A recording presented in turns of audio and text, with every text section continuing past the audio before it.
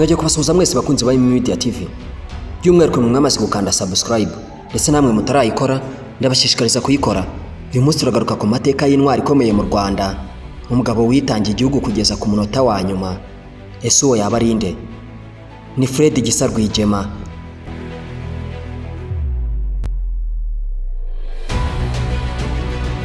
Fred Gisa Rwigema yavutse ku itariki ya 10 Mata mwaka w'igihumbi 1957. Avukira hahoze ari muri Prefegitura ya Gitarama mu majyepfo y'u Rwanda. Ubu ni mu karere ka Kamonyi mu murenge wa Nyamiyaga.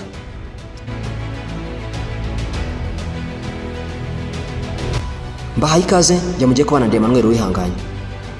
Mu mwaka w'igihumbi 1960 we n'ababyeyi be bahungiye muri Uganda bajya mu nkambi ya Shungerezi mu karere ka Nkore, nyuma y'ubugizi bwa nabi no kumenesha abatutsi nk'igice kimwe cy'abanyarwanda mu cy'ubutegetsi bw'icyo gihe bwise impinduramatwara yo muri 59. Yabanjirijwe n'urupfu rw'umwami Mutara wa gatatu Rudahirwa n'ihirikwa ry'ingoma ya murumuna we ariwe Kigeli wa gatanu Ndahindurwa. Nibyo wabyumvishe neza, Fred Gisa Rwigema amaze kurangiza amashuri yisumbuye muri Uganda mu mwaka w'igihumbi 1976 yagiye muri Tanzania yinjira mu barwanyi bitwaga Front for National Salvation (FORNASA), inyeshyamba zari ziyobowe na Yoweri Museveni. Duhunga ubwo inka barazitwara twahungaye, turagenda tujya ahantu naberetseho misiyoni yo Kamonyi ngira ngo mwahabonye. Bidahagije mu mpera za 1976 Rwigema yafashe inzira yerekeza muri Mozambique yinjira mu barwanyi ba Frelimo, inyeshyamba zaharaniraga kuvana Mozambique mu maboko y'abakoloni b'Abanyaportugal. Hejuru y'ibyo mu mwaka w'igihumbi 1979 Rwigema yinjiye mu barwanyi ba Uganda National Liberation Army NRA, bafatanya n'ingabo za Tanzania gufata Kampala, bahirika ubutegetsi bwa Idi Amin Dada wahise ahunga igihugu muri Mata mwaka w'igihumbi 1979. Si ibyo gusa kandi kwinjira mu barwanyi ba Museveni, Rwigema yaje no kwifatanya n'abarwanyi ba Museveni National Resistance Army NRA barwanaga mu buryo bwa kinyeshyamba bitaga Uganda Bush War, bwari bugamije guhirika ubutegetsi bwa Milton Obote. Icyo gihe ndetse nibwo Rwigema yarwanye bwa mbere ari kumwe n'abaje kuba abasirikare bakuru ba FPR Inkotanyi barimo Paul Kagame, James Kabarebe n'abandi baje gufatanya mu rugamba rwo kubohora u Rwanda no guhagarika jenoside yakorewe abatutsi mwaka w'igihumbi 1994. Hashize imyaka 4 Rwigema atabarutse. Kandi nyuma y'uko igisirikare cya NRA gifashe ubutegetsi muri Uganda mwaka w'igihumbi 1986 Rwigema yagizwe minisitiri wungirije w'ingabo, akomeza no kugaragara mu bikorwa byo gutsimbura burundu abagirwanyi ba leta yatsinzwe bari bagihanyanyaza mu majyaruguru ya Uganda.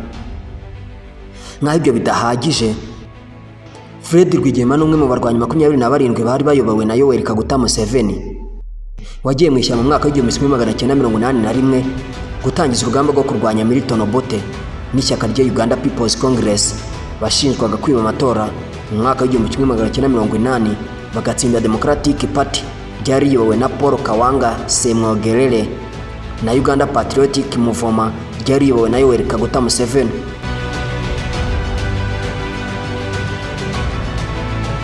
Ndetse mu mwaka w'igihumbi 1985 Fred Rwigema yari amaze kuba umwe mu bayobozi bakomeye mu gisirikare. Ndetse igihe ingabo za National Resistance Army NRA za Museveni zari zimaze guhirika ubutegetsi Milton Obote, Fred Rwigema yari umwe mu bari batatu bahoze ari abayobozi b'inyeshyamba bashyizwe ku buyobozi bukuru bwa NRA.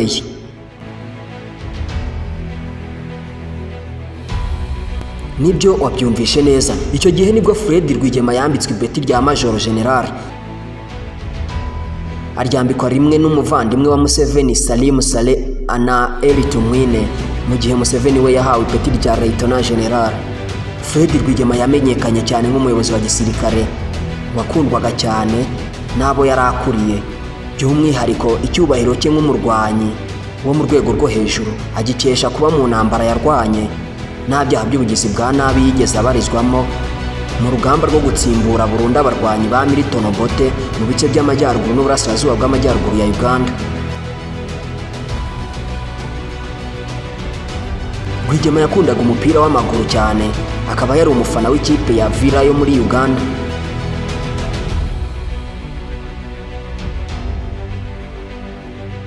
aho atajyaga asiba kujya kuyireba ikina kuri stade ya Nakivubo igihe cyose yabaga ari i Kampala.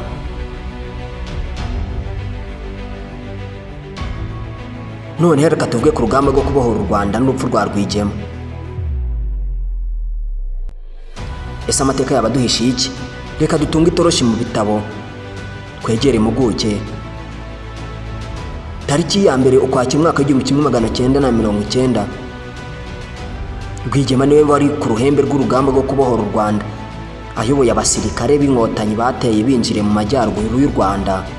Ariko bukeye bwaho nibwo yatabarutse nyuma yo kurasirwa ku rugamba afite imyaka 33. Si ibyo gusa kandi yashakanye na Jeannette Rwigema, amusigira abana babiri beza ari bo Eric Gisa Rwigema na Teta Gisa Rwigema.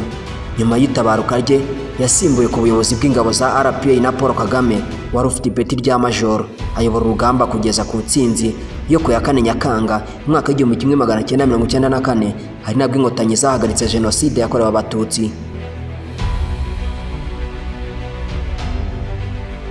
Major General Fred Gisa Rwigema yubashywe nk'imwe mu ntwari zikomeye z'igihugu. Umubiri uruhukiye mu irimbi ry'intwari Remera mu mujyi wa Kigali hafi ya Stade Amahoro. Ndabashimiye mwese twabanye muri iki kiganiro, by'umwihariko ngiye na Emmanuel Wihanganye. Ndabashimiye, mbibutsa gukanda subscribe kuri ino channel niba uri mushyashya, ugakanda like kuri video wayikunze, kandi ukayisharinga ku bandi bakunda amateka y'u Rwanda, kandi ukatubwira muri comment icyo wifuza ko twazakubwiraho muri video ikurikira. Ndabashimiye, amahoro y'Imana bane namwe. Hasta la vista, naho utaha. Y'umupaka w'u Rwanda na Uganda. Uko twaje rero twaturutse mu rya kabiri, Aduyi niwe yaturutse azana kajipe, ageze hano mu ikona rya kabiri, hano ureba hasi ageze nk'umugabo uri ku igare, niho yahagaritse akamodoka ke, natwe twari tumaze gutunguka inyuma hano ku musozi.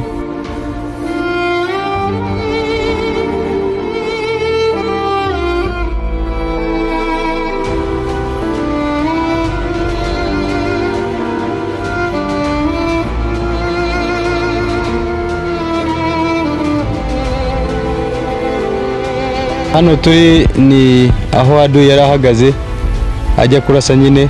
Bareba kari hagati kari hejuru y'umusozi kari gatoya, n'ubu ngubu nuko cyakuze cyane, ubundi kari gatoya cyane, niho twari dutungutse. Aduyi yari hano abonye dutungutse ari hejuru ku gasozi, nibwo yarasaga ayo masasu nyine yarashe makeya, havuye muri rimwe ryafashe Leta Van Fred. Leta Van Fred yari yicaye kuri iryo buye, nuko Aduyi aturutse hakurya hariya aho nakweretse mu muhanda wa kaburimbo, nuko arahaguruka yavuze ko ati Aduyi yameye kujya, nicyo yavuze. Hanyuma intambara yatangiye, nuko atubonye Aduyi atubonye hano ku musozi yarashe ayo masasu make nakubwiye, rimwe niryo ryafashe Leta Van Fred nkano mu gahanga. Nuko amaje kuraswa twabonye ko yavuze ko ati Aduyi amenipiga, noneho tubona acitse intege aricara hasi, turamufata twagerageje kumubaza icyo abaye, ariko ntiyashoboye kuvuga irindi jambo.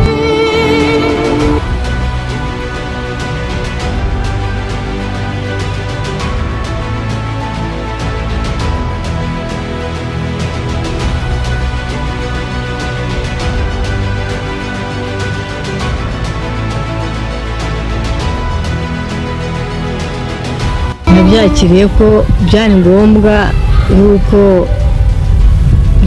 kugira ngo wenda umuntu ajya kurwana yiteguye gupfa cyangwa gukira, kuko ari twarwaniraga ngo dutahe nabo batahe iwabo, ngo bo kuzahera mu mahanga.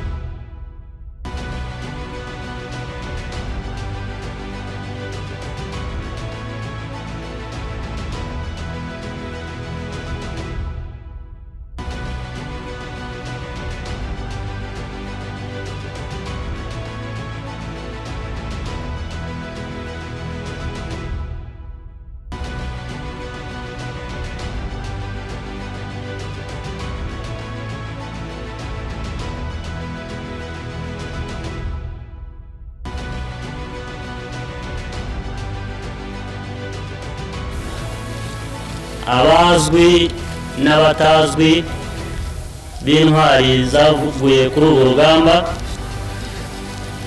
akaba adafite izina kubera ko ahagarariye izo ntwari zose zaguye kuri uru rugamba, arizo tuzi dushobora kuvuga mu izina cyangwa se izitazwi zitamenyekanye.